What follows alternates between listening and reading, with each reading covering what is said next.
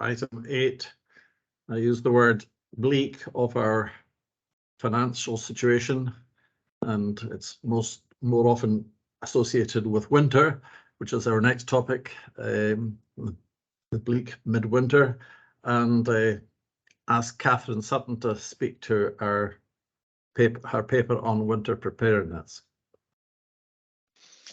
Thank you, Boyd, and my grateful thanks to Lorraine, who has helped by preparing the report that has been provided to you today. In terms of the work that we have been taking forward to deliver our winter preparedness plan, I think it's important to note, and for all colleagues on the call to understand, that our winter plan has very much been taken forward under the strategic direction that's been set through Fiona as chair of the Urgent and Unscheduled Care Programme Board. And what we are aiming to do in terms of taking actions forward to deliver winter is to ensure that we actually accelerate our progress along our trajectories to a redesign of our system. So where we aim to build capacity to deliver for winter, we want to build that capacity in the right parts of our system. The other point to note around our report and our approach is that in Argyll and Bute, there is a separate winter plan that delivers to the Health and Social Care Partnership through Argyll and Bute, and that is being taken forward obviously through the integrated working arrangements through Argyll and Bute.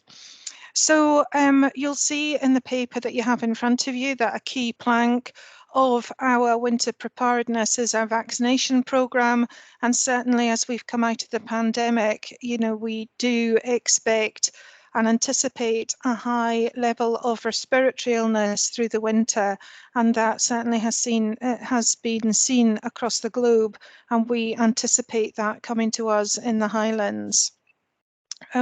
Our Winter Ready Action Plan has been developed under the Scottish Government framework for winter and using the Winter Ready Action list that Scottish Government have provided for us.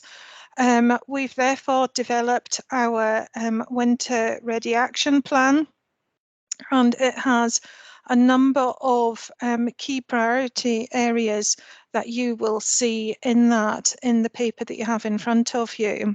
There are enablers that are required. So obviously we've talked about finance, that's very important, and there is additional finance that is coming into the Health Board to support us in our delivery for winter. But also we're looking at utilising e-health and other key supporting enablers to help us to move forward. So in our approach to build capacity across the system, myself and Louise Bussell, who's the Chief Officer for Community and the Health and Social Care Partnership, we've worked very much together to work with our colleagues across our system to develop a plan. And the plan aims, as I've mentioned, to build capacity within areas out with the hospital setting. So, and you'll all be familiar with the building of capacity within the hospital setting, which is the normal approach to delivering a winter plan in health services. But actually, as we have the opportunity to work with our colleagues, we are looking at building capacity in our community hospitals and in our social care settings. We're also looking at reconfiguring the way the Raigmore Hospital in particular runs. We have a reorganisation of the wards, again, to facilitate us and allow us to bring together patients with similar needs and requirements, and to support our social care colleagues to integrate as closely as possible with the acute system. We have developed and taken advantage of a clear escalation framework. So we're implementing the OPIL framework. This is a system that is widely used in England, and we are the second health board in Scotland to implement. The framework will allow us to understand the temperature reading in our system and to take action in a timely fashion that reduces the pressure in the relevant part of the system. And that system will sit across both acute and our health and social care partnership across the North Highland area. We will also be measuring performance through a performance dashboard that's been developed to support this. And our approach to winter will be to preserve as much elective activity as we possibly can, as is a requirement from Scottish Government, as well as delivering high quality and safe services for patients that are passing through our hospitals and our services. So I'm happy to take any questions that you may have in terms of the approach that we've taken, our plans moving forward. I think it's fair to say there are, as usual, a lot of unknowns that will come at us, and so our approach will continue to be flexible in terms of its response as we move through the winter. So thank you very much for listening, and happy to take any questions on that. Thank you, Catherine. And there are quite a number of acronyms being used, which are new to me in the report, in the paper. So it'd be useful to have some kind of glossary provided in a future iteration, possibly. Gaynor.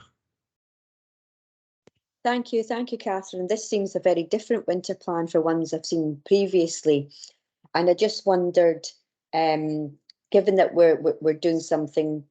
Maybe it's just been presented in a different way.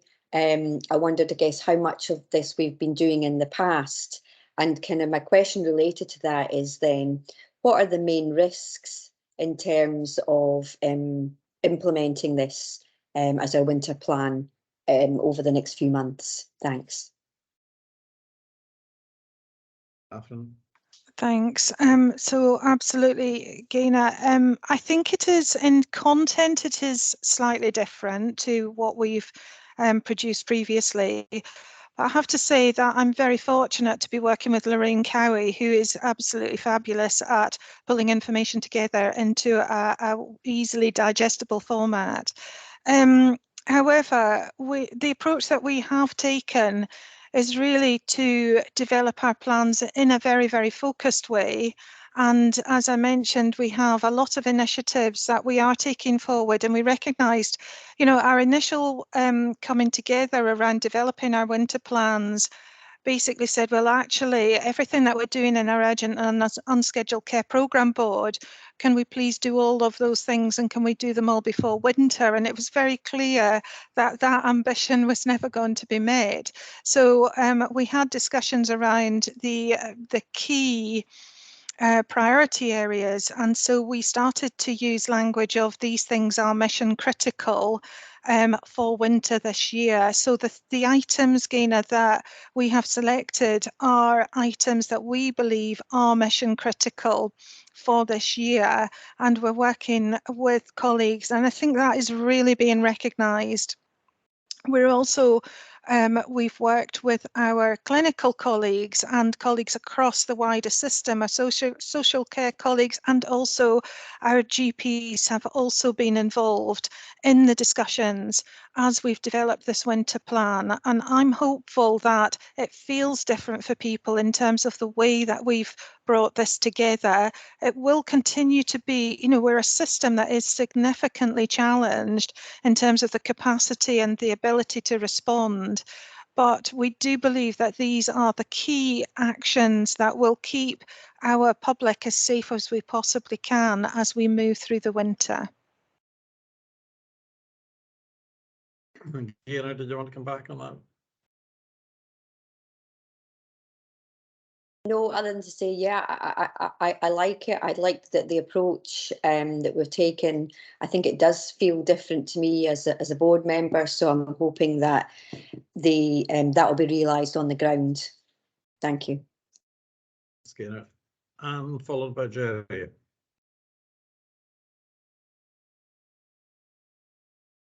So I also really welcome the different approach in the sense of focusing on capacity, building capacity in the community. I have a number of questions, some of which I appreciate might be quite large ones to answer. So I suppose my first one is in relation to that point about it being different. I was at a very interesting presentation recently from Anne Hendry in the Integrated Care Foundation, and one of the things she really emphasised was the importance of evaluation.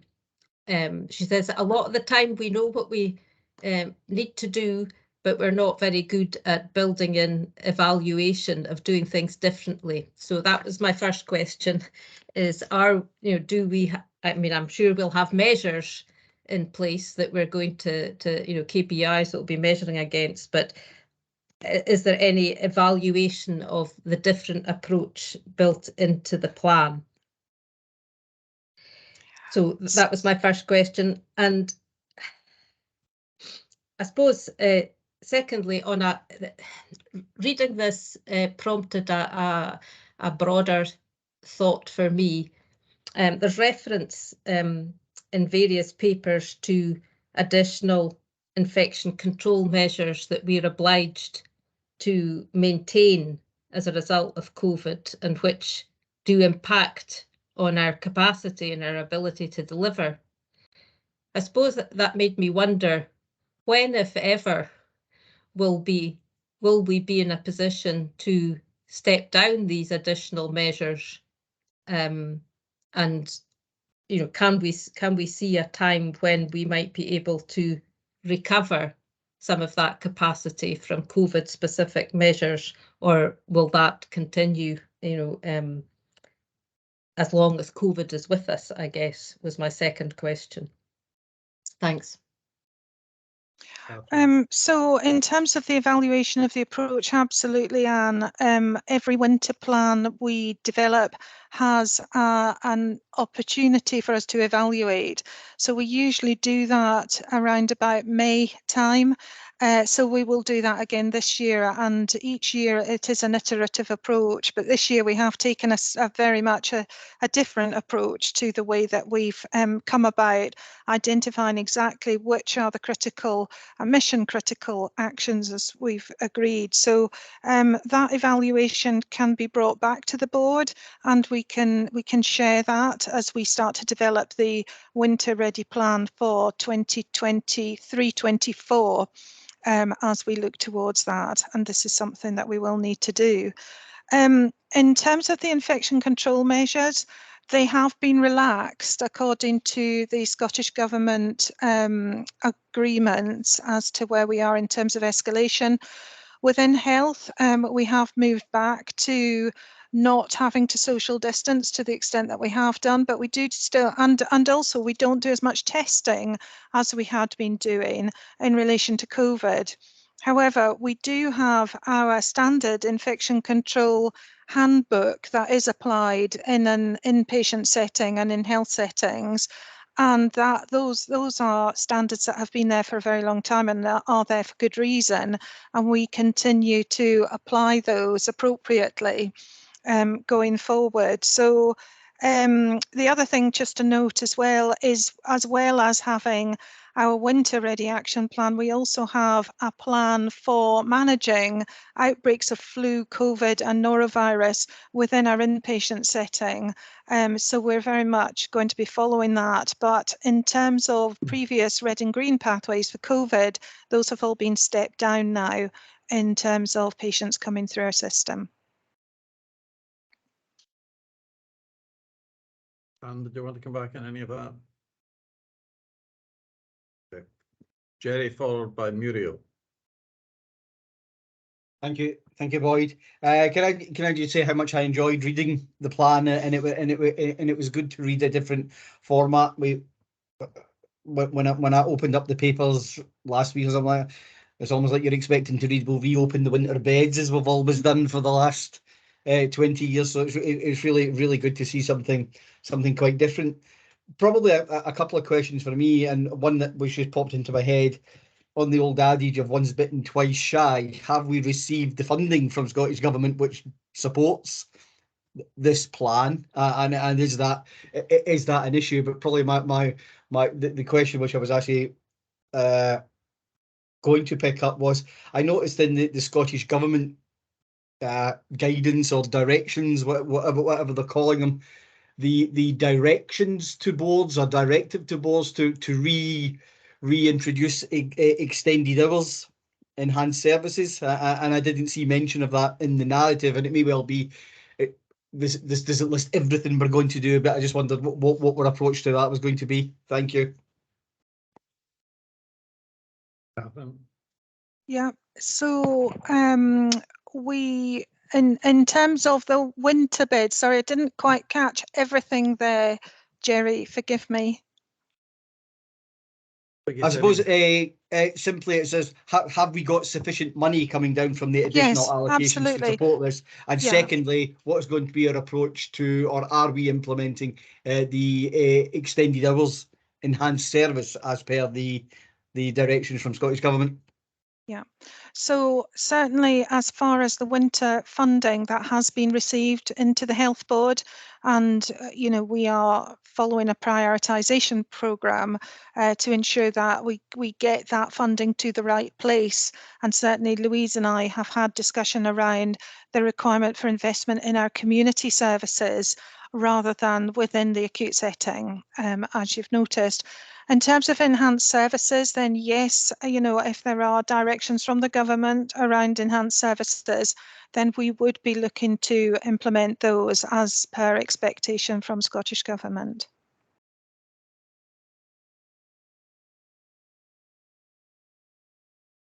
Muriel and then Lorraine. Thank you for the report, Catherine. You answered to Anne, I think it was, about the KPI and the evaluation. Will that include correlation with the other health board that I think it was the OPAL framework, which was a new terminology for me. So will that be sort of looking at how they get on and how we get on, and just giving us a report back on that? Absolutely, we can do that, Muriel. It's Fife that are much more expert than we are in terms of their application of the OPAL framework. They've worked with that for a couple of years now. So we are taking learning from them and working with that framework here. But certainly I will include in the evaluation of this and a report back to the board just how that has gone in terms of that OPAL framework. And we can reference with colleagues in Fife that we're working closely with in terms of the introduction of the system here.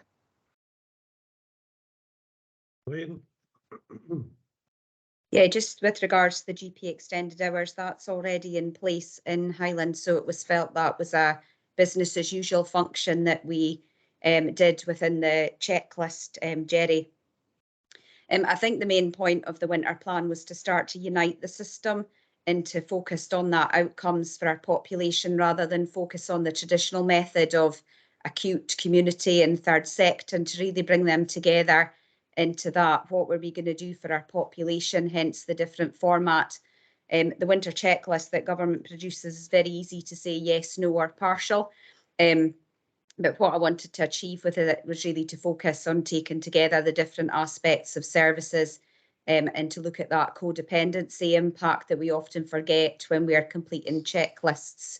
So I hope that answers, but I'm glad that I guess the framework is enjoyable to read, Jerry.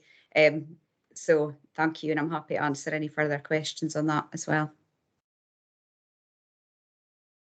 Thanks, Lorraine. And did you want to come back in? Yeah, just a quick follow-up on the finance side of things.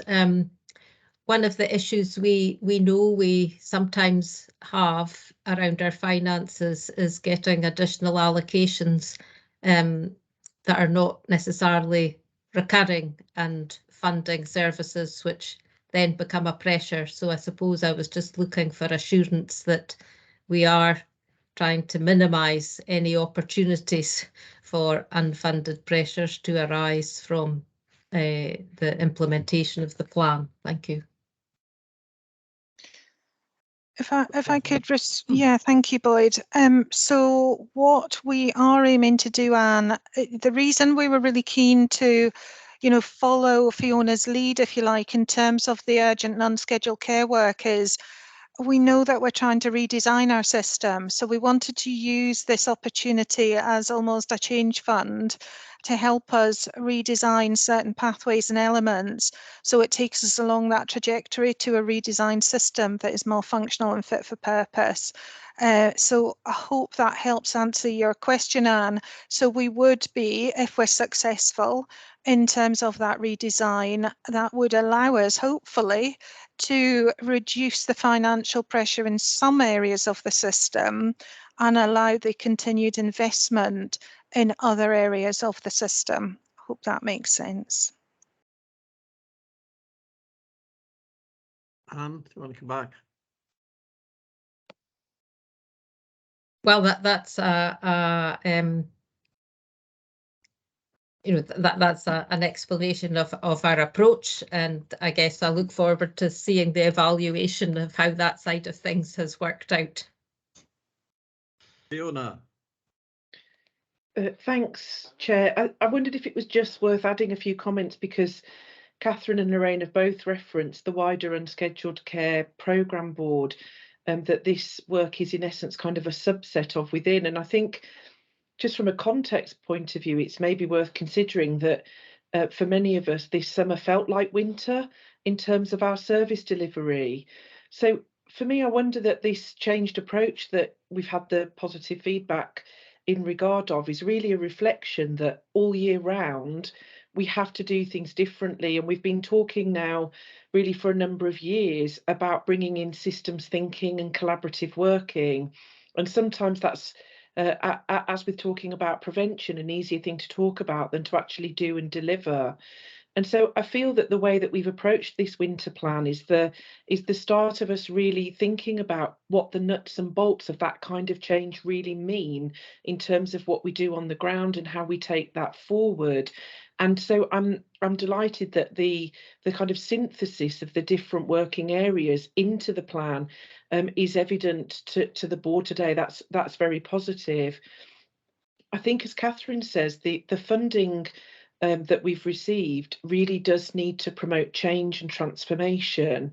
And so on a very high level, we're looking to prioritise schemes that promote change rather than create, as Anna's referenced, additionality and a risk of pressures in the future in terms of headcount or additional staffing. Now, obviously, there's aspects of the winter plan that do require additional staff for short periods of time, and we factored those in.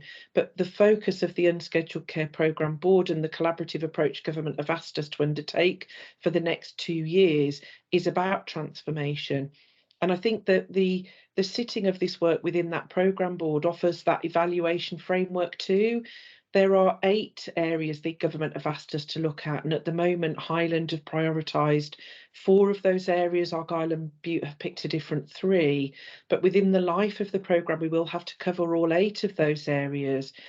And the rigour of the programme should give us time and a structure to evaluate and learn from each of those areas as we go through and as we move from one area of focus to another. But there are also national learning networks that have been established so that we can be learning from board areas that have chosen a different set of priority areas to us, maybe ahead of us. So, I think there's a lot of opportunity for learning and evaluation, but the recognition that, this winter does present us with challenges, but those challenges, one could argue, have been evident for some time and may not go away once the daffodils have arrived either. We've got to be able to do our unscheduled care all year round, and that the seasonality may become less significant because of the demand that has arrived as a result of COVID and other demographic change. Thanks, Fiona. Catherine, anything finally from you? No, it is a big and it's ambitious, Boyd. It's aimed at delivering as much really important surgery as we possibly can. supporting our cancer targets, supporting our patients to avoid them being delayed in hospital. And I really do believe it's a plan that has the patients and the people delivering the care at the heart of it. So I really hope that we will see performance maintained as much as possible as we go through this winter, and part of our evaluation will be our success in terms of the delivery of that. Thank you. Thanks. Can I just enter a note of caution in terms of actions 45 and 47 about the deployment of medical students? Pam will know that at our meeting with the Cabinet Secretary about assistance pressures yesterday, that the chair of NES expressed concern about over deployment of trainees and the potential deleterious consequences that might have on our training program. So just to be mindful of that.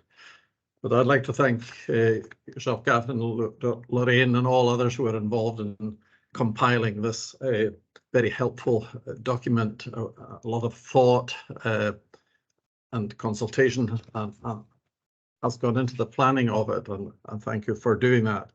And we're being asked as a board to just note the preparedness report and to take limited assurance that we have appropriate structures and escalation frameworks in place to support our population and workforce across the winter period.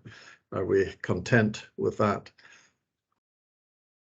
Yes, okay, thanks, colleagues. And just to stress the need to review and evaluate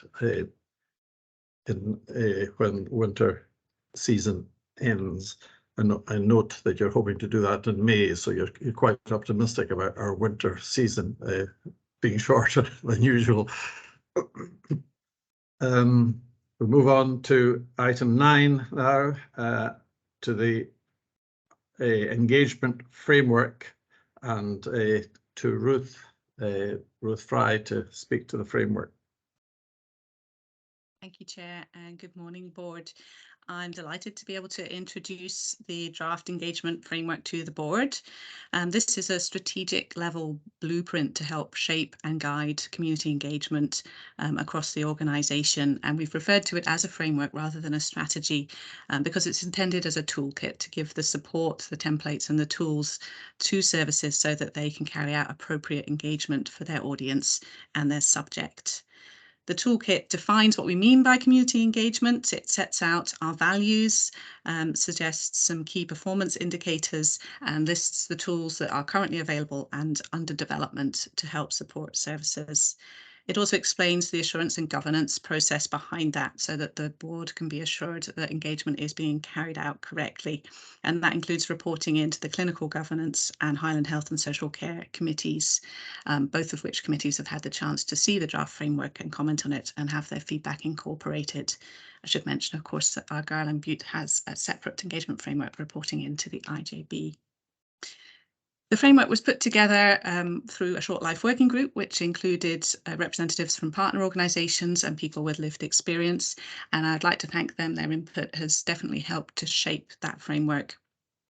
Two of the things that came out of that short life working group in particular were the need for there to be some community-led engagement, so that it's not just about NHS Highland going out and engaging on things that we want to ask about, but there's also the chance for communities to suggest topics that they think are important to talk about.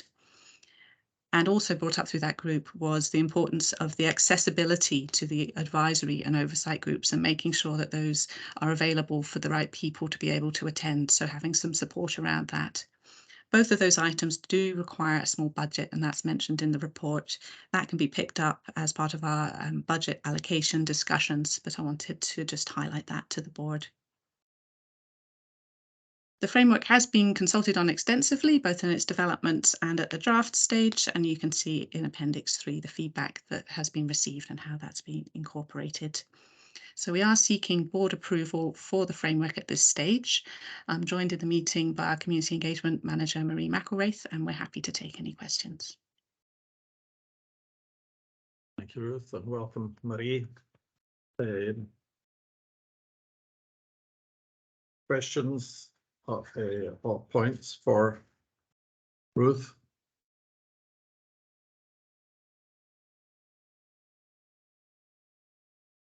Susan.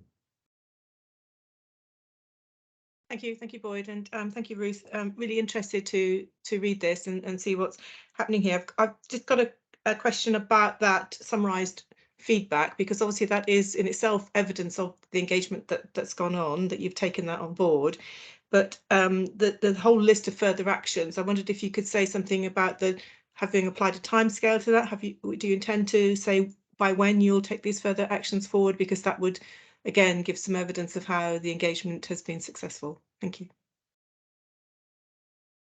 So the further actions, including things like developing further training and templates going forwards, they'll be built into our annual action plan for the communications and engagement team. So that's actually reported up through the staff governance committee, but we can certainly give a summary of that when we're reporting into the other committees around engagement as well. So there will be a timescale attached to that.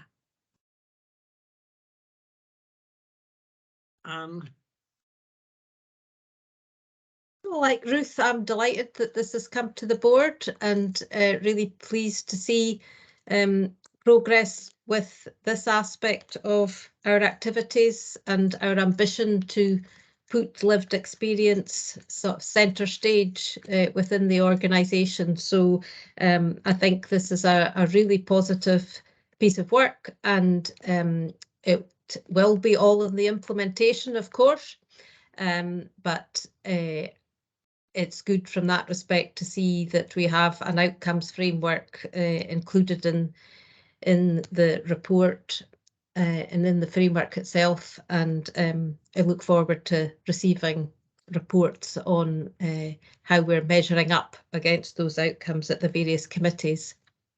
I did want to just make one comment in relation to, I suppose, how this relates to the wider organisation and what it will take to ensure this becomes a living document. And that's about the support, that the infrastructure that will be required beyond these groups mentioned in the framework, if the participation of people with lived experience in our network, in our oversight group, is going to be effective. So I think looking beyond the budget issues raised in this report, we will need to think very carefully about how our investment in things like advocacy organisations, in the organisations that have formal roles in our processes, such as Highland Senior Citizens Network, etc., how they are supported by us to support people with lived experience. So I think that that's an important action for us to think about in terms of being able to fulfil the ambitions of the framework. But well done to everybody. Thank you. Fiona. Yeah, I think it's a great piece of work, and obviously Ruth, Mary and all of the team have done a really good job in sort of taking this forward, and we've come a long way with both our communications and our engagement strategy in the last couple of years. I think there's also an opportunity for us, particularly in the Highland area, to really look now at how we take the engagement framework and use the opportunities we've got within the community planning partnerships, particularly to use them as another way for us to engage in a really joined up way with our communities and listen to all those different voices that we have round the table.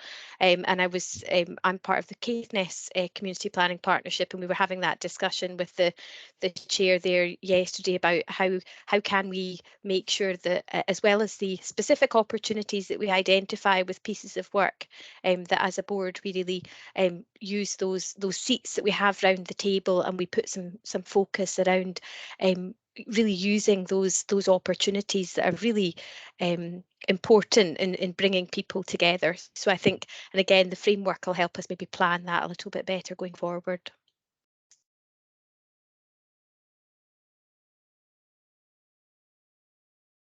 Thank you, Fiona.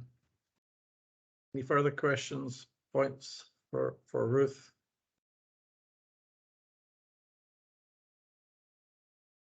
Like others, Ruth, I very much welcome this development of a framework, and I also acknowledge that there are small budgetary implications, but I think we should see that as a real investment in getting better engagement from the population going forward.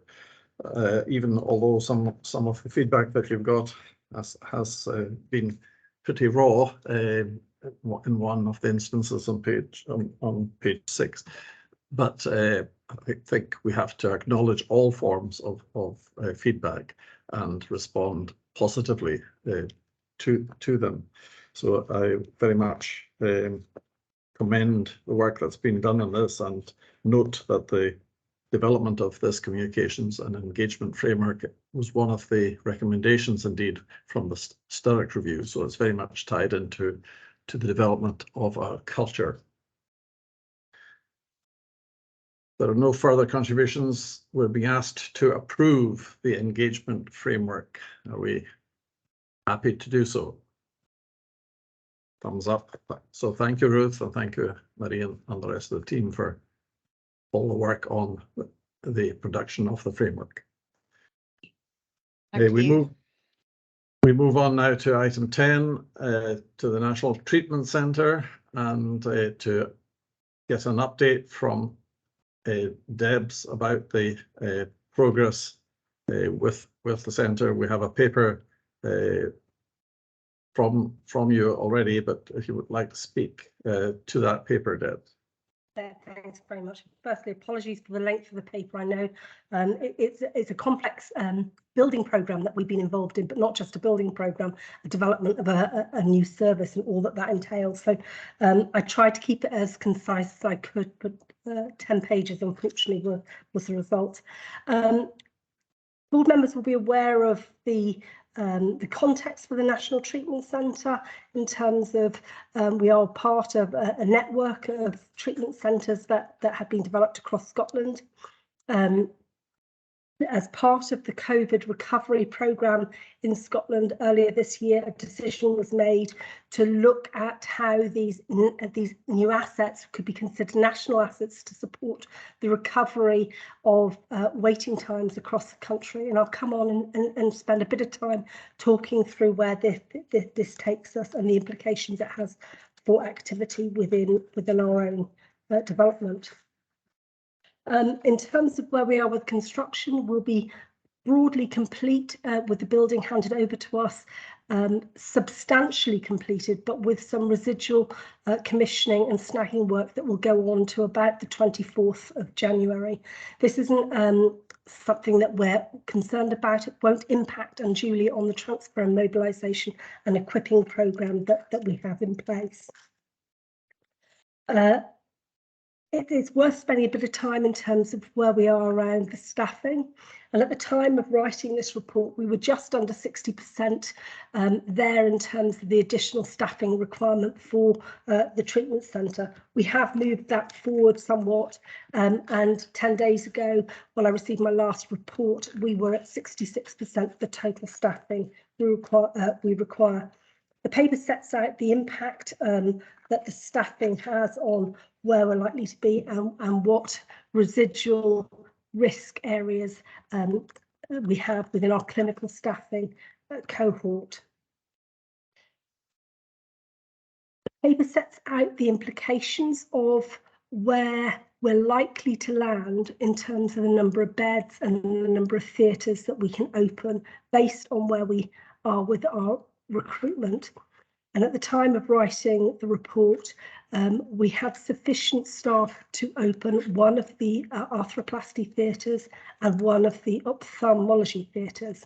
Since writing the report, we have had further recruitment, and it is likely that we will be able to open the 2 arthroplasty theatres, but I can't substantiate that until I've received the final report from last week's recruitment processes from my team. Excuse me, I've got a bit of a cold and I'm a bit husky.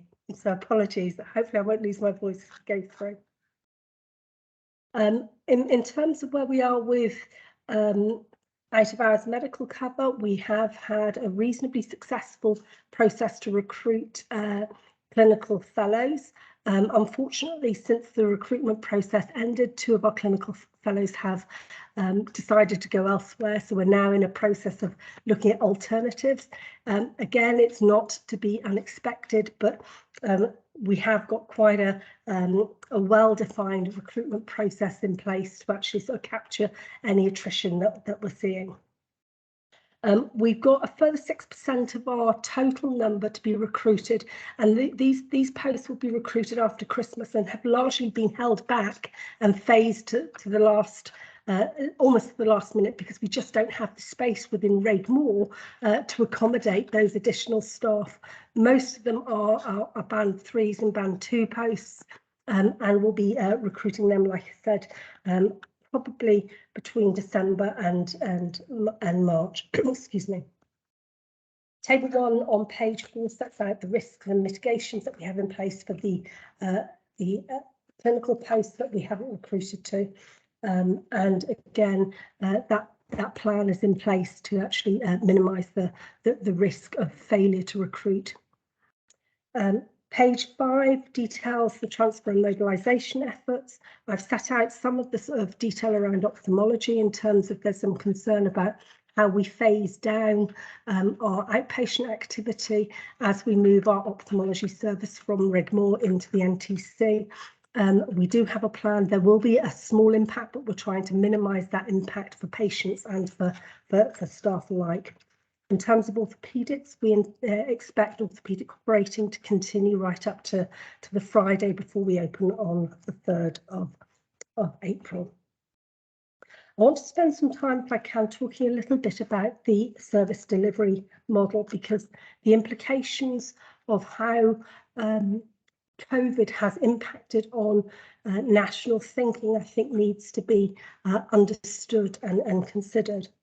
As I said at the outset, as a consequence of COVID recovery, the Scottish Government have clarified that they see all treatment centres as part of a national asset base, and as such want to see a much more collaborative approach to ensuring that people across the board get an equitable access to service to minimise the risk of waiting longer than necessary.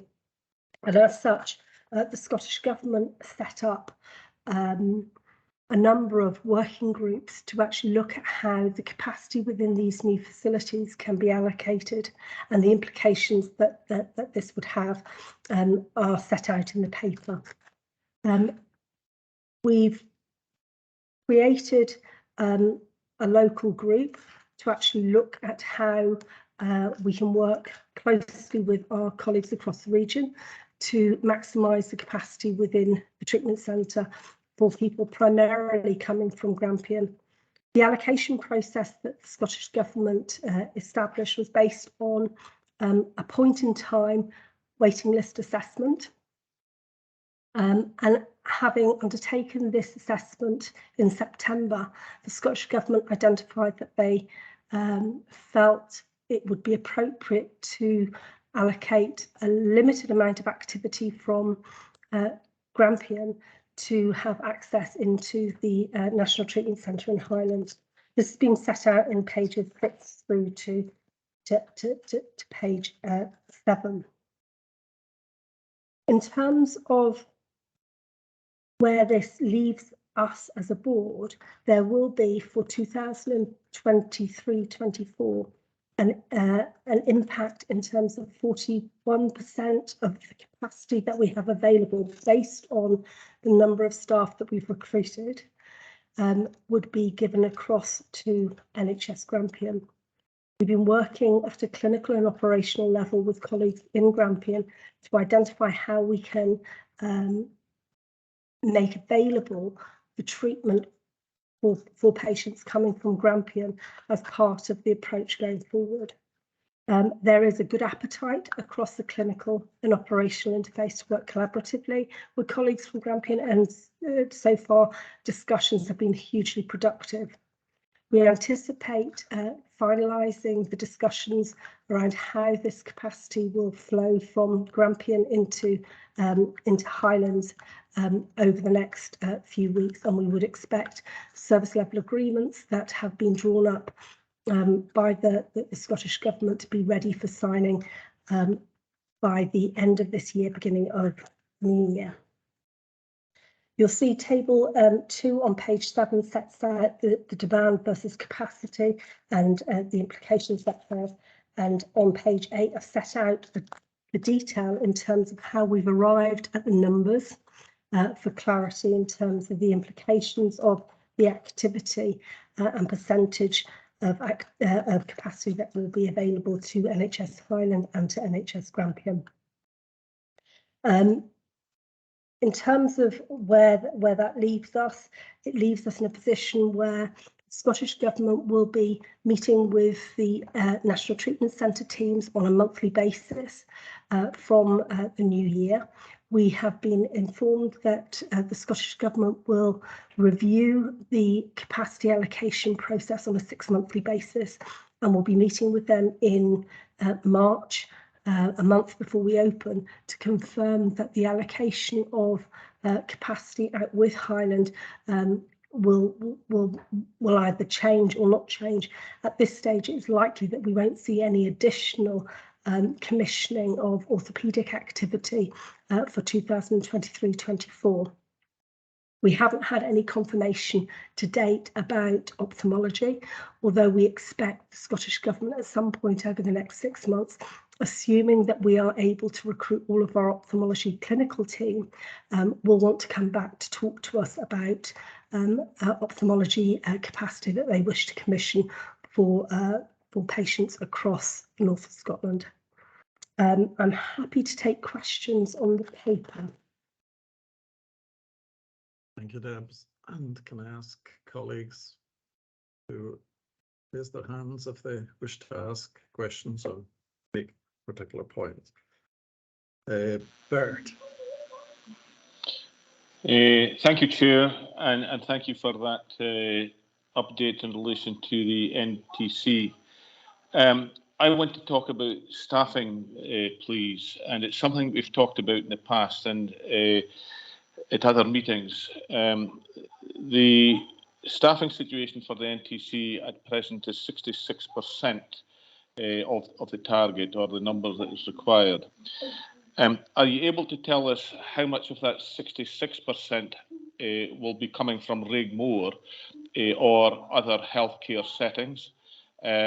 And I know that there have been staff who have indicated a desire and perhaps by this time have been successfully appointed to these roles. And I wonder what the implications are for service delivery in Raigmore and indeed other healthcare settings across the board area, and what plans are in place to mitigate any shortcomings or risks that might be associated with that. Thank you. Thanks very much. There have obviously been staff that have applied for the jobs that we've advertised for the NTC from within Raigmore. I can't give you a precise number. I can actually get that detail and provide it out with the meter, but I don't have it with me at the moment. In terms of the implications to Raigmore, I can't answer that. Catherine would be better placed to answer that question. In terms of sort of like overall, this has been one of the areas of concern that has been raised at a national level and at a regional level in terms of what will be the implications of these 10 treatment centres, including NHS Highland, on workforce across Scotland. And we are, in effect, recruiting, we're all recruiting from the same place. And that will have implications. But in terms of fairness and equity, we've applied the same approach that any board will take in terms of advertising these roles through the National Job Training System. So these jobs are open to anybody that wishes to apply for them, and we've taken on faith that if people wish to apply, then we'll consider them if they have the right skills and expertise. Maybe Catherine come in shortly, but Fiona, you wanted to come in. Yeah, and I think just to sort of build on Deb's point, I think the work that's been done with Debs and Helen and the team at the NTC has really been a model for us in how to work collaboratively across recruitment, and the sort of grip and understanding of the progression of the workforce that the management team there have is something that we want to try and replicate more widely across the organisation. So being able to tell exactly where we are at any given point in time and what our key risks are. I think we're trying to sort of turn all the possible levers that we have, and obviously the key areas that are highlighted in the report are professions that are in shortage right across, you know, the UK and beyond. So you know, I think that is, in the short term, that is definitely a challenge, and it's why our workforce plans for the medium and long term need to be based on, you know, growing our own as much as we can for these areas. But that takes time. But it's important that we try and recruit as best we can into these shortage professions, but we also really start to leverage the sort of opportunities for training and development internally as well. Thanks, Fiona. Catherine, do you want to comment on the implications for Rigmore? Yes, absolutely. So obviously with bringing in more Grampian patients into that capacity, it will reduce the capacity that's available for Highland patients. So we are examining what alternative options there may be in terms of creating capacity through different options. Previously, we've been working with the Golden Jubilee, as I've mentioned earlier in the meeting. And also, I've mentioned that we need to examine which services require priority for access to theatre within Rigmore. So those things will be ongoing, and we do have some capacity that we now have opened up to deliver orthopaedic services of a less complex nature in the rural general hospital. So all of the options that we have available to us to build capacity are being examined to ameliorate the challenge that particular decision has brought forward. Thank you, Boyd. Bert, did you want to come back on that? Yes, please, Chair. Yeah, I understand, I accept that there will be a fair process applied in terms of the recruitment, and I accept that the new centre has to be properly staffed. I think that there will be an implication for staffing levels and pressures on the system in right across the board area, and that's really the point that I'm getting to. And I appreciate that we will be doing all we can to try and mitigate that. I would like to take up the offer of having the figures supplied to us in relation to where the staffing is coming from. And if possible, please, I'd like to see a breakdown of the implication for Rigmore and the other healthcare settings across the board area, please. Thank you. I think that might be something done in two parts, that Debs can supply the data regarding where the staff have been recruited from, and then maybe it's a later piece of work for Catherine to look at the implications for Rigmore itself and other hospitals as well. Pam, you wanted to come in? Yeah, I was actually going to come in because I didn't think we'd quite answered Bert's question, but he's qualified that, and that's right. So I suppose that this can't be news to us. From the moment that we embarked on this and this was agreed, it was always going to have implications as it adds to the ask in terms of what staffing we require. I think the world's changed significantly in the life of the NTC, so that, as it is in any part of the system, that challenge is front and centre for all of us in every service we've got. So I guess we've known all the way through, and more so in the last couple of years as we lead up to the opening, that this was a big risk, and a risk in terms of staffing generally, and a risk in terms of where the staffing come from, and then the subsequent implications. So I wouldn't want MD to think that this is something we're just starting to look at, because I know I've had many discussions in the 2.5 years that I've been here that have been around this very fact, not just in relation to Rigmore, just where staff come from. And indeed, staff can come from out with Highland as well and have an impact on other health boards equally. So I think we need to keep looking at that in the round. That part of what we're doing here is about trying to be integrated in how we staff, as Fiona said, and to look at what the opportunities and what the offers are that we make that make this an exciting and dynamic board to come and work in, and actually having a national treatment centre. And what that offers to us should enhance that. And I think one of the other things that we haven't mentioned in the last we've been discussing this, is that actually the Aim High, Aim Highland campaign, where we were on the London Underground and on the buses in some other towns that might have upset some other health boards, that was extended to support wider recruitment. So we've benefited from that profile as well. So I think, you know, these are challenging times. Staffing is our biggest issue right across the board, but this is a very exciting prospect for Highland to have such a great facility on its doorstep.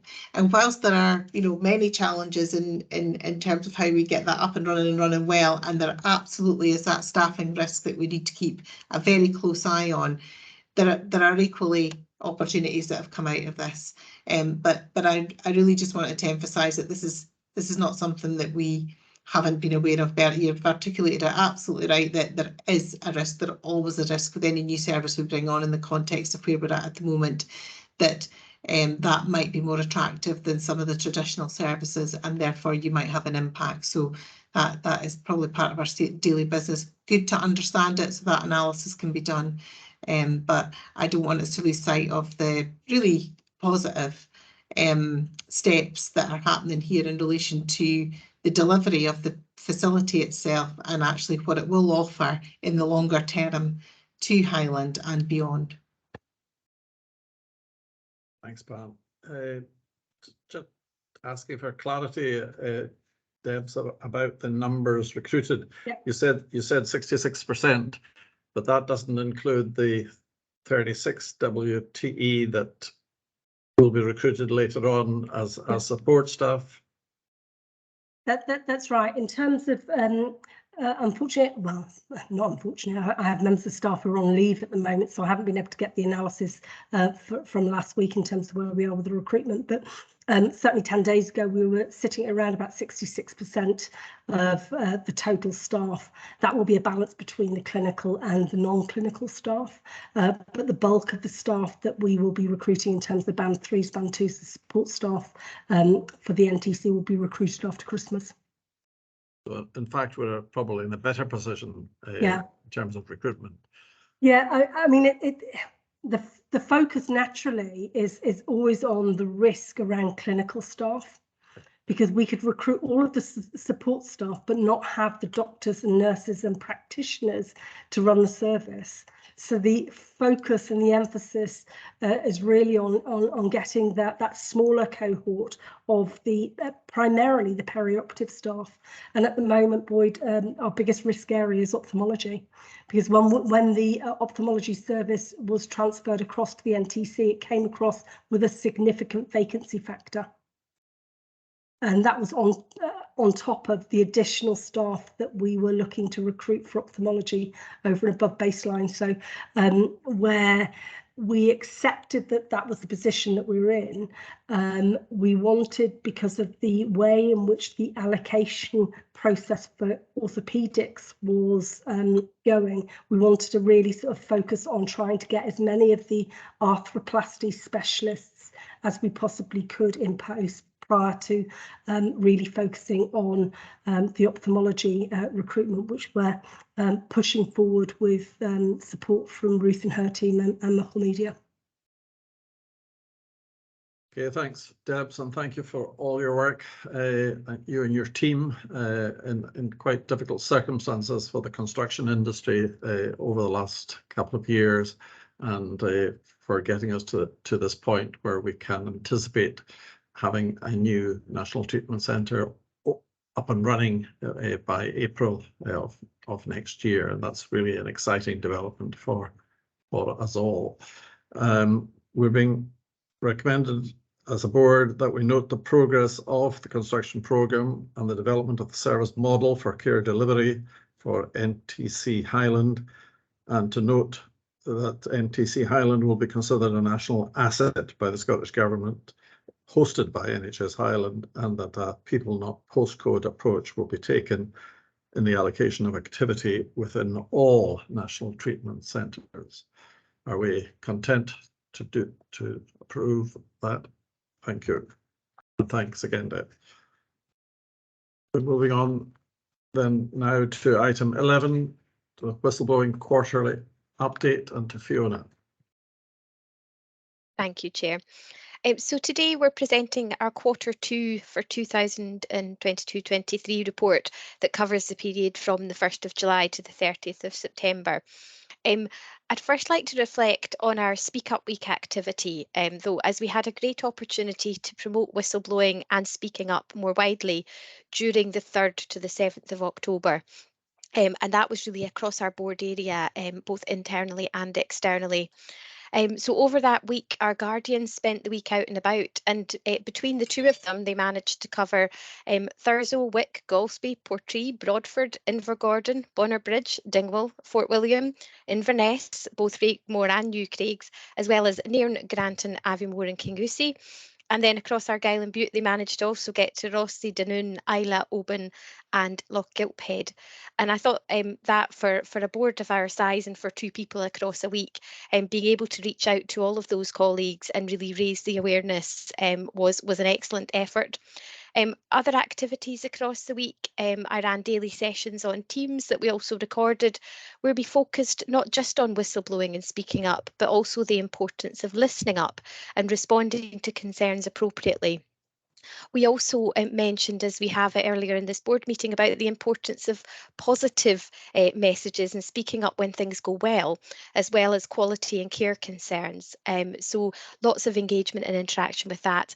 And the week after Speak Up Week, Bert, as our non-executive whistleblowing champion, also spent several days in Argyll and Bute, again meeting with colleagues to promote the standards and encourage speaking up and take a bit of the temperature.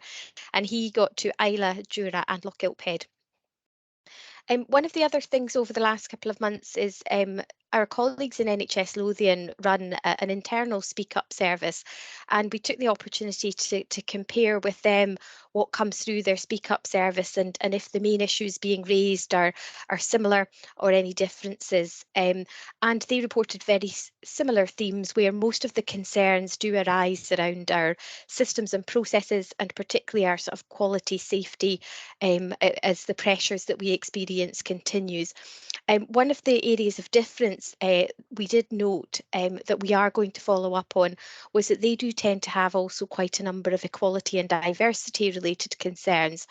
And that's an area we do want to focus on moving forward to ensure that the colleagues who may have issues in these areas do feel able to speak up when they face challenges, and that we don't assume that a lack of reporting means that we don't have improvements to make. What all of that engagement tells us is that we definitely do still have a way to go to make sure that all colleagues and partners across the organisation understand the whistleblowing standards and how to raise concerns. But there are definitely ongoing improvements in people knowing and taking up the opportunity to speak up.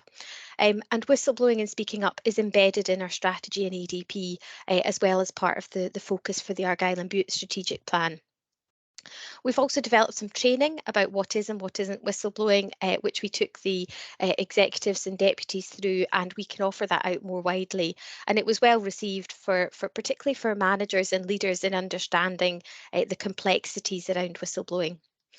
I'm also involved with the Independent National Whistleblowing Office as part of a small national working group developing a toolkit of guidance and support for managers and others involved in managing concerns, which should be ready to use by next April.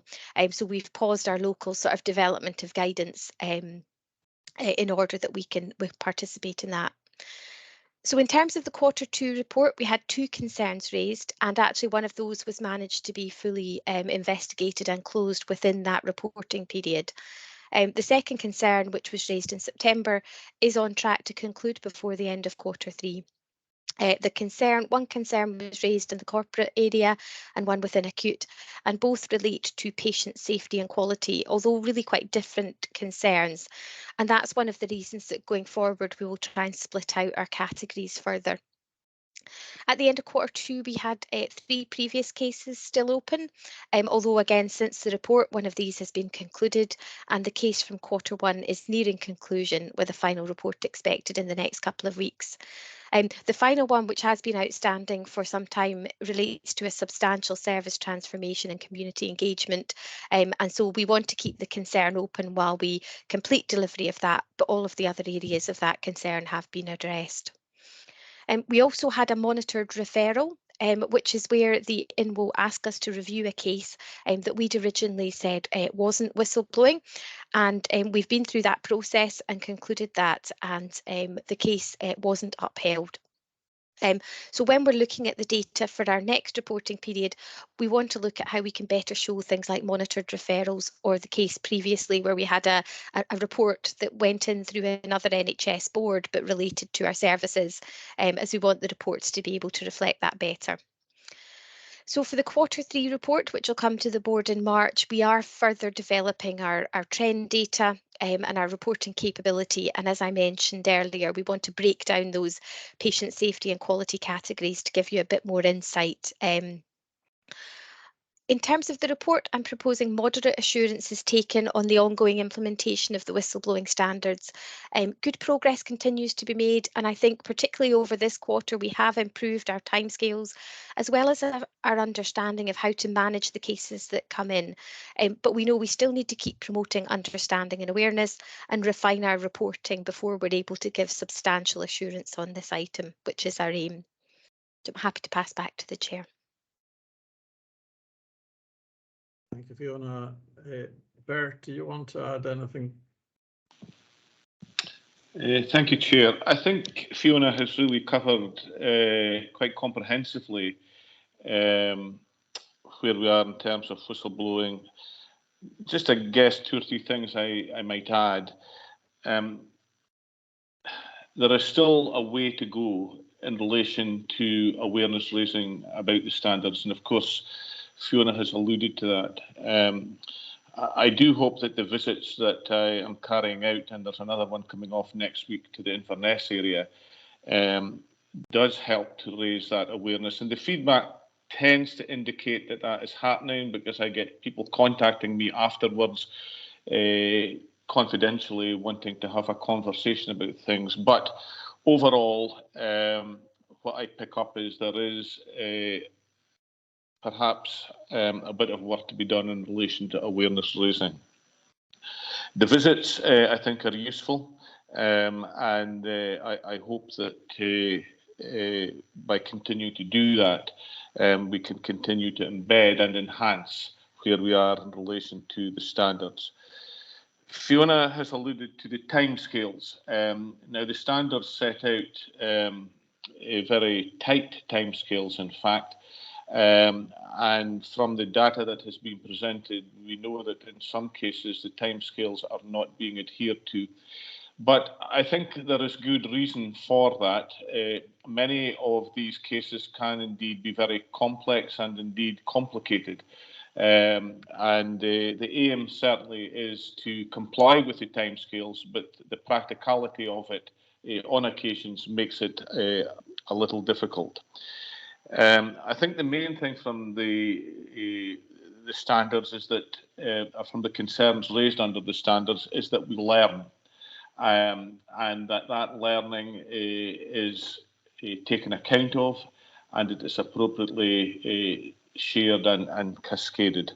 The trend data that Fiona referred to, we're still really talking about low numbers over the past couple of years that the standards have been in place. So that becomes a little difficult to get meaningful data.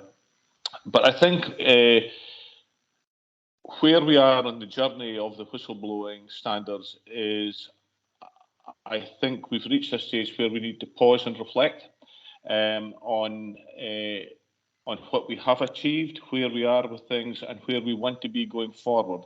So I had a conversation with Fiona and Gay just a few weeks ago, and we will take some time in the new year just to pause and reflect. So that's all I want to say, Chair, and I'm happy to take any questions as well. Thank you just now. Thank you, Bert. Are there any questions or points for either Fiona or Bert?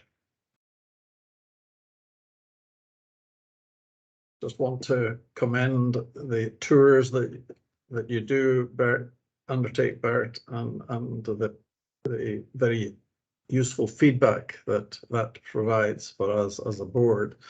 And in the same terms, I wonder, Fiona, if we could get feedback from the Guardians on their incredible travels around the area during Speak Up Week. What kind of messages were they getting back from their engagement during that week? It'd be useful to have a paper maybe circulated highlighting the particular findings, if that's possible.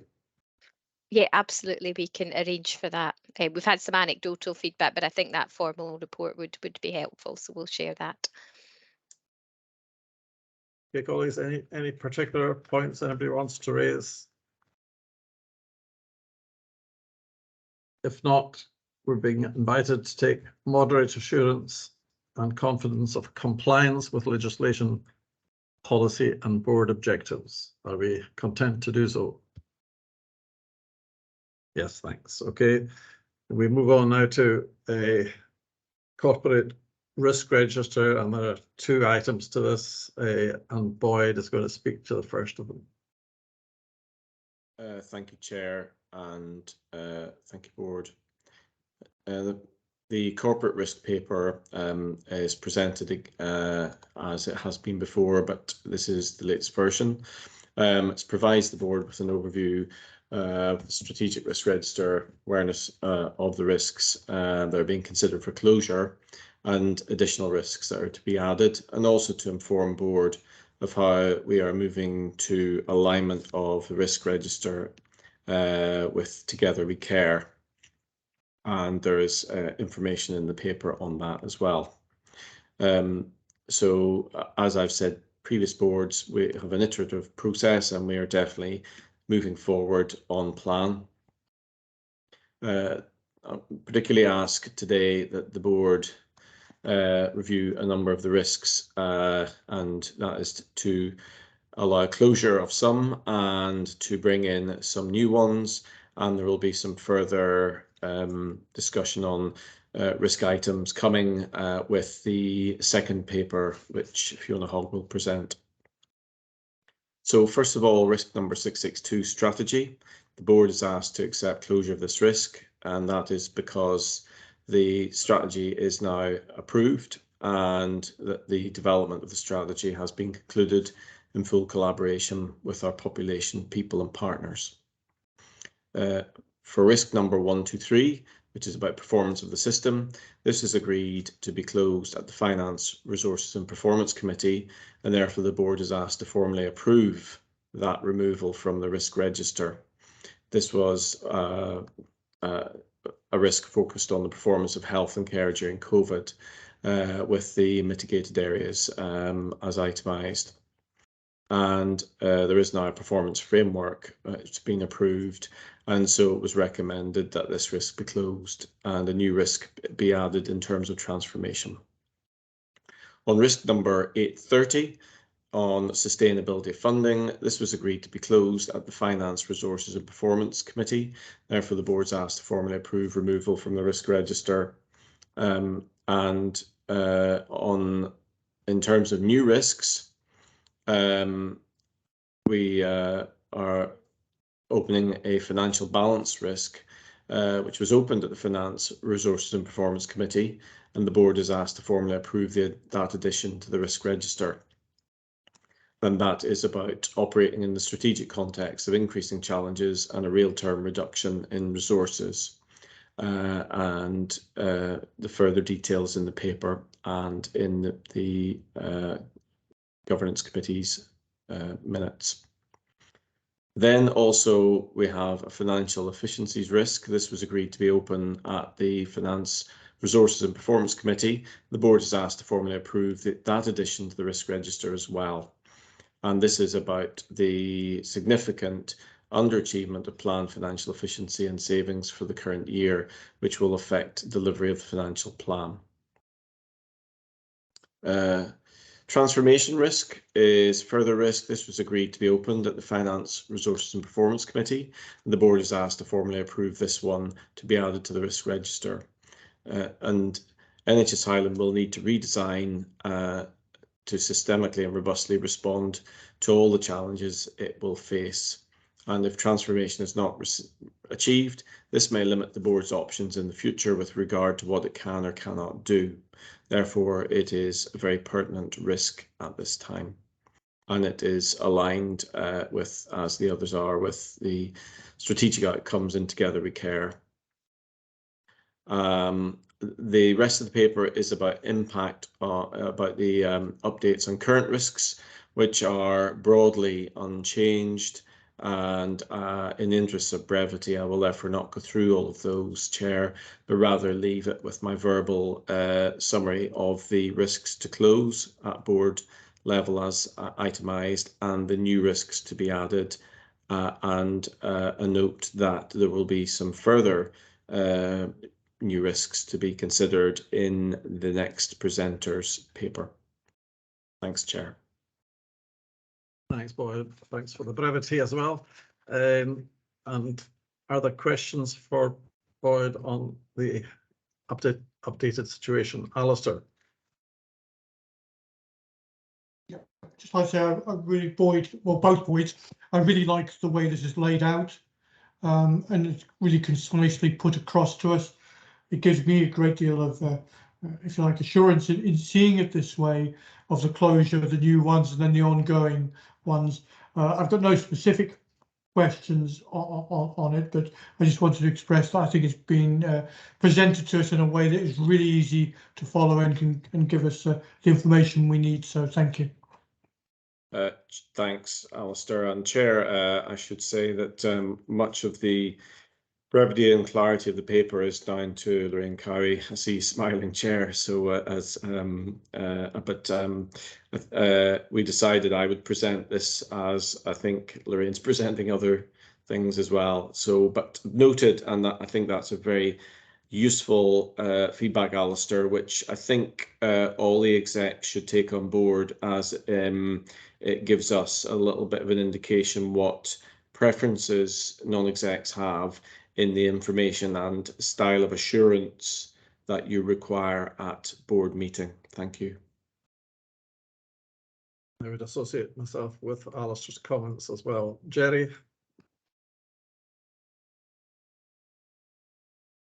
Thank you, Boyd. I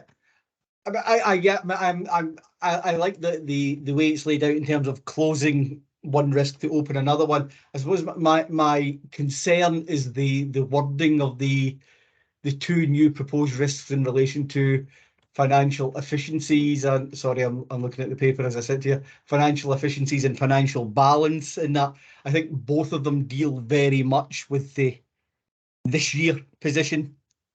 They're not mentioning the future at all. And as we've previously discussed, I don't think there's a risk that we're going to miss our financial position this year. I think there's an absolute certainty that we're going to miss our absolute position this year. So it's very much a live issue. And I really do think, so whilst I appreciate the sentiment, I think the wording of both risks needs to articulate the longer term sustainable position of the board rather than being focused as I think they are. And I'm happy to be told that I'm wrong, that the focus has been very much on this year. I think the risks need to articulate our longer term position, recognising where we are at the moment as the baseline moving forward. Thank you, Boyd.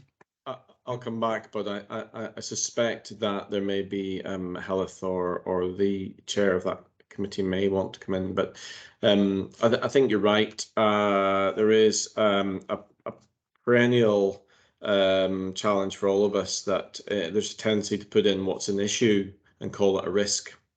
And we do have that featuring here and there.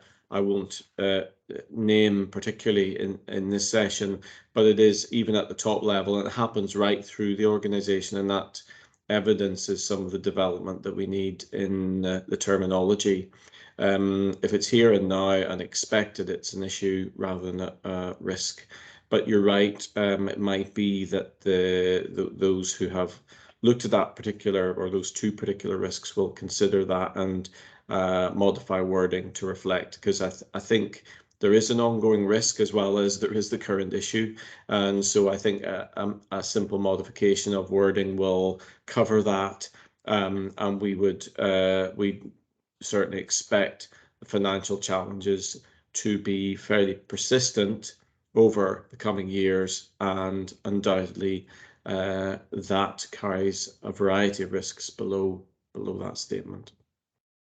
I think Alex wanted to come in on that. Yeah, very clearly. Yeah, Boyd's right, and you're right, Jerry.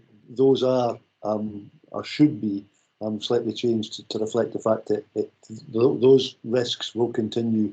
I think for a few years to come. In fact, actually, it will probably get worse over the next year or so before they get better. So yes, I think you're right, and Boyd is also right. Those now are your certainties, and that should be reflected in there too. Thanks. Okay, are we content as a board to take substantial assurance and to note the update with the caveat that these two will be updated in terms of the language around timing? Thank you. Thank you, Chair. Thanks, Boyd. And Fiona, for part two. Yes, thanks, Chair. So the Staff Governance Committee has been working on our approach to the oversight and assurance of the strategic risks that sit within our remit, and we had a development session ahead of our main meeting in November, so we could try out some different ways of working. So as you'll see from the papers presented, we've proposed some substantial revisions to these risks, and that to reflect just the conversation we had there, reflecting that whilst these risks have continued for a long time, actually we need to reflect the changing profile of the risks and the actions that we're taking as a board to mitigate them. And we've also taken the opportunity where possible to align the actions to mitigate the risk to the actions of the ADP rather than looking at that separately. And that's definitely an approach I think that is easier to do in the people and culture and staff governance space because of the alignment of the risks to the items within the strategy and EDP and work plans. And so we can recognise that that approach might not work for other strategic risks or for other committees. And as Boyd referenced, the sort of lead execs and chairs, kind of will work together to find the best way to gain assurance and oversight for their committee. We've also had a look at, as a committee, how we can take appropriate assurance and oversight on these risks from the level 2 risk registers that each executive holds. And so the committee is clear that while we absolutely do not manage those risks, we will want to be assured that the key strategic risks translate into an appropriate level 2 risk and that there are actions in place to mitigate them and there's an ability to demonstrate progress.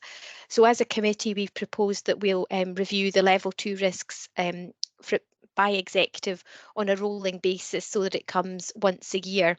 And the role of that would be that any feedback or observations, and to a point earlier, both positive and potential gaps we observe, would be provided from the committee to the relevant executive, and they and their senior leadership teams would take that forward and consider it. Again, that particular approach works well with the Staff Governance Committee because of the sort of subject matter and how it's set up, but that might not be the right approach for other committees. In terms of the papers, there are 5 appendices that set out the revised descriptions, ratings and actions for the existing 4 risks, and there is also 1 new risk. I won't talk through the detail, but we had certainly felt over time our workforce and our culture risks have changed, and it's important that the strategic risk register and our action plans reflect this. We're also proposing that the engagement risk 877 does not now best sit with the Staff Governance Committee and myself, and following a discussion at EDG, our proposal is that this risk will become the oversight of the Highland Health and Social Care Committee and the Chief Officer of the Highland Health and Social Care Partnership. And that risk, as it stands, had only been applied to the Highland area, not Argyll and Bute, who have their plans in place already with that. But it is very much that risk now about service design and delivery and outcomes for people, rather than the development of an engagement framework, which we've brought forward today.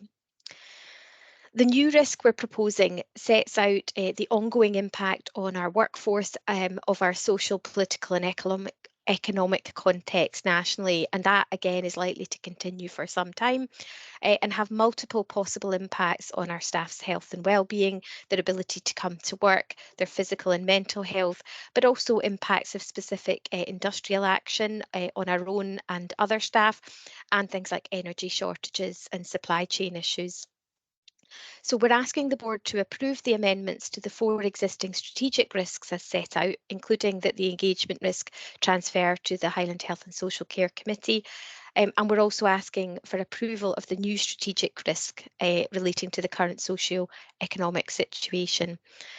In terms of assurance, we're proposing moderate assurance be taken from the Staff Governance Committee in relation to our oversight and assurance processes for the strategic risks we're responsible for, and we welcome any feedback from the board on the approach and whether the way we've approached this is helpful in giving you assurance.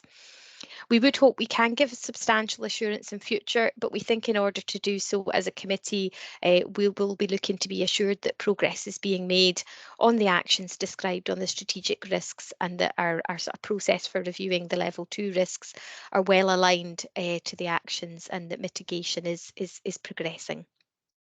So I'll hand back, Chair. Thanks, Fiona. Questions, points for Fiona? Anne? So I just had a query about the proposed arrangements for review of the new risk relating to engagement and service design. I suppose absolutely, I think these need to sit in an operational context, but I suppose I'm conscious that well, unless we're giving this responsibility to Clinical Governance Committee, that the Highland Health and Social Care Committee wouldn't be looking at issues within our acute services in North Highland. So, and I did wonder whether the owner of the risk should actually be our chief executive, as opposed to sitting that in public health, because of the importance of the operational implementation of mitigations and actions against the risk. So just a query about the proposed arrangements for ownership.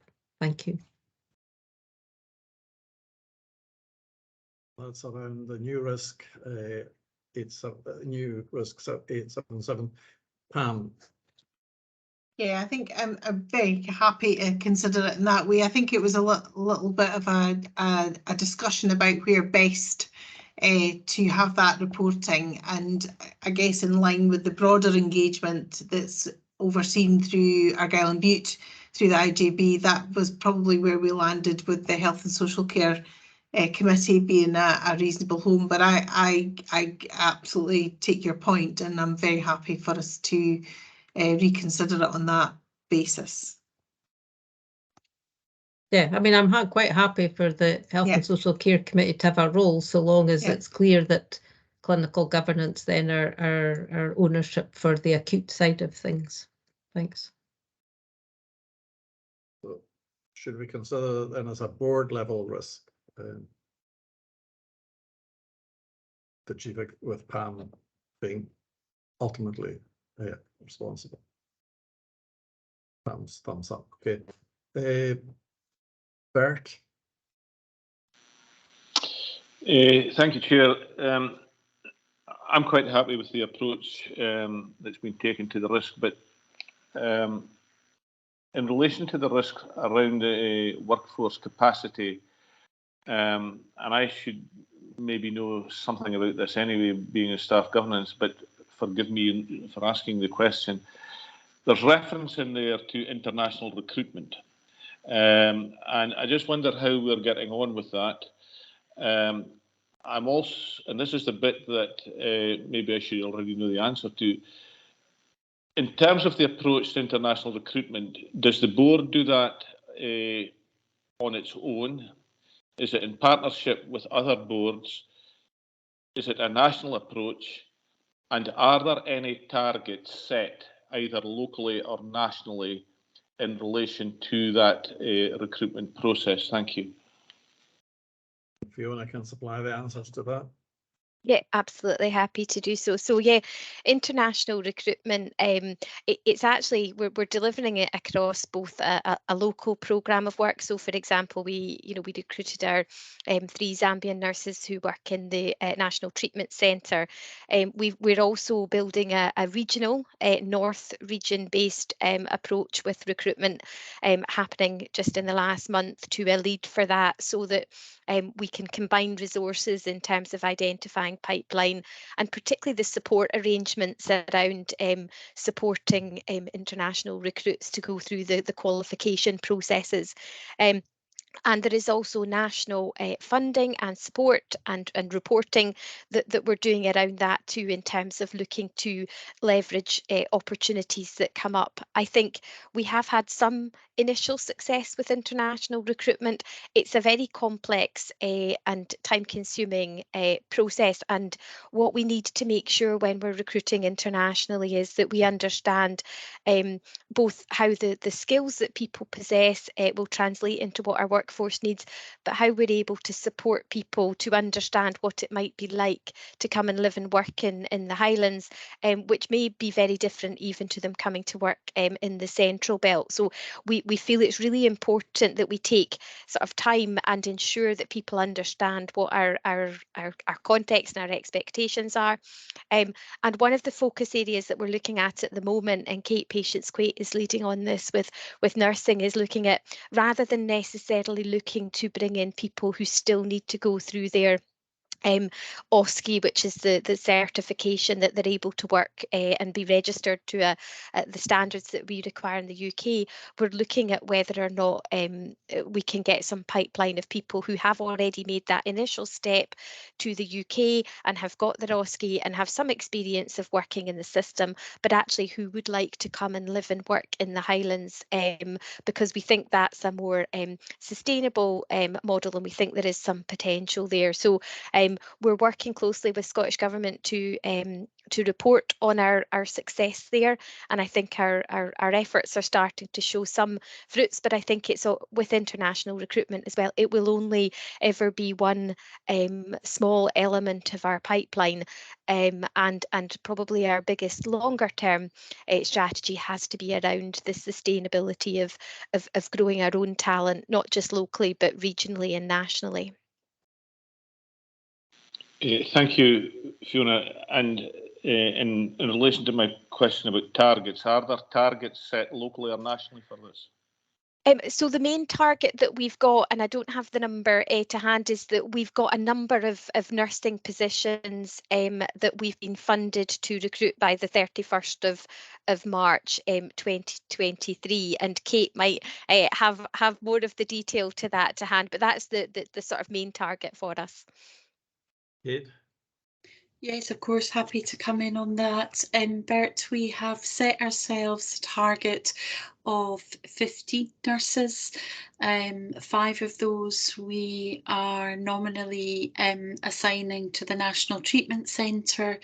We are looking at the recruitment of 4 additional midwives and 4 allied health professionals, and we're scheduled to meet with a number of different agencies on the 12th of this month, looking at the availability of different pipelines from the international market, particularly in relation to, you know, a dispersed model across Highland, making sure that we can learn from our initial experience with the 3 Zambian nurses, and exactly as Fiona has said, that we have got the right level of support to ensure both a smooth professional but also social integration for those individuals and hopefully their families who are looking to relocate to the Highlands.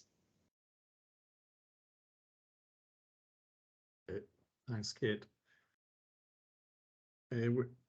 Okay, we're being asked to take moderate assurance from the review of the people and culture related risks and the approach by the exec directors and the staff governance committee to the oversight of these risks, to approve the updates to risks 632, 706 and 1056 as set out in the appendices, and approve the new risk related to the impact of the ongoing socio-economic situation for inclusion in the risk register, and a change in the recommendation today that risk sits with the board and the chief executive, and that further thought will be given to how that's operationalized. Are we happy to proceed on that basis? Thank you. And with that, I think it's time we had some nourishment. Fiona's nodding vigorously. So can we have till 1:25 to give us ourselves a half-hour break? 1:25 when we resume. Thanks.